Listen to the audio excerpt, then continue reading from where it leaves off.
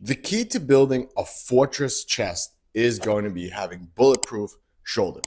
So, most people in the journey to get a bigger chest always end up hurting their shoulders. And there's a couple of reasons why this actually happens.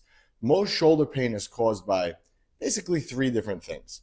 So, the first one is flat backed bench pressing. So, what that actually means is when you bench press, your back is completely flat. That's not good, and that's not optimal when it comes to building a bigger chest. You have to use the cue of having your chest up when you bench press, because with your chest up, you're actually rotating the shoulders down and back, and you're putting them in a position where they're the most protected. So if I turn to the side here, you'll see what I'm talking about. So if I'm in this position and I'm benching with my back flat, look how my front shoulder comes up, right? That's not cool. That's good. Whenever I bench, I'm going to be doing this, right? And you can see there's torque on that shoulder. But if I use that cue of chest up, you see the difference. My chest pops up, my shoulders tuck back. That's the position that you want to be in when you're bench pressing, because that's the safest position for the shoulder. So it's almost like every time you bench press, whether it's a dumbbell bench press, an incline bench press, a flat bench press, a barbell bench press, doesn't matter, even a machine press, what you really want to do is you really want to just think about that you're making every movement into kind of like a decline press where your chest is super high up and you're bringing the bar down low on your chest. Because when you do that, and again, if I turn to the side, you'll see if I'm doing a decline bench press, my chest comes up and I'm in this position. Look how safe my shoulder is. It's tucked back, and I'm actually going to get a better activation of my chest when I come up and across, right? As opposed to if my back is flat and I'm bench pressing, you could see the chest is not really working as hard as when it's tucked back. So you want to do the same thing. You want to put your shoulders in a safer position and bench press like that. So you're going to get more activation out of the chest by doing that. And you're also going to get more recruitment from the chest and less shoulder pain. And less shoulder pain means a bigger chest. So the second reason why most shoulder injuries happen is because the bench pressing volume is just too much, period.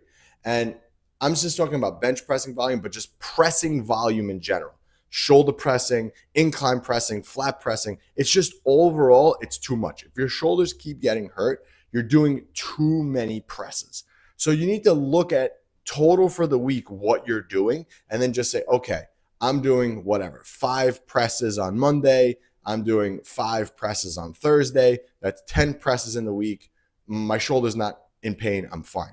But I would just kind of lump all your pressing together. So lump your bench pressing, your shoulder pressing, group it all together so you know how much pressing volume you can take. Because sometimes your pressing volume is through the roof. Most guys, they'll do 3 pressing movements for chest, and then they'll go into do 2 or 3 pressing movements for shoulders too. So you're essentially doubled the pressing volume just by doing that.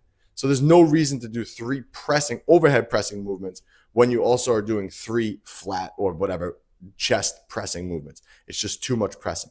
Whenever you do any pressing movement, whether it's a bench press or it's a shoulder press, you're doing a lot of what's known as internal rotation of that shoulder. That shoulder is being internally rotated. And when my shoulder internally rotates like it just did, you'll see that my shoulder kind of jumps forward. So too much internal rotations like that will actually cause pain in the shoulders. So which leads into the third point here, which is you need to be doing external rotation. So you need to get out of that internal position. So again, like I said, whenever you're bench pressing or overhead pressing, you're in that internal position. You want to do more external rotation. So you want to rotate out.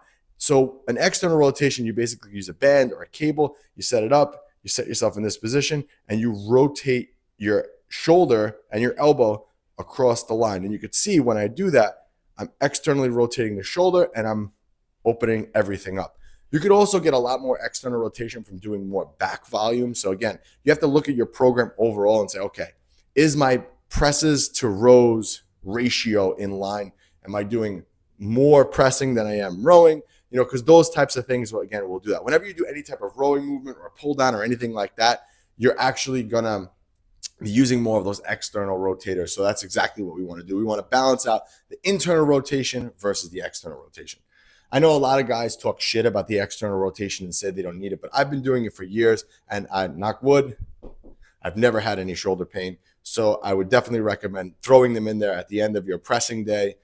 Doesn't hurt. 3 sets of 15 reps, and you'd be good to go. Just again, it's just benefit. It's almost like taking a multivitamin. It's like insurance for your shoulders.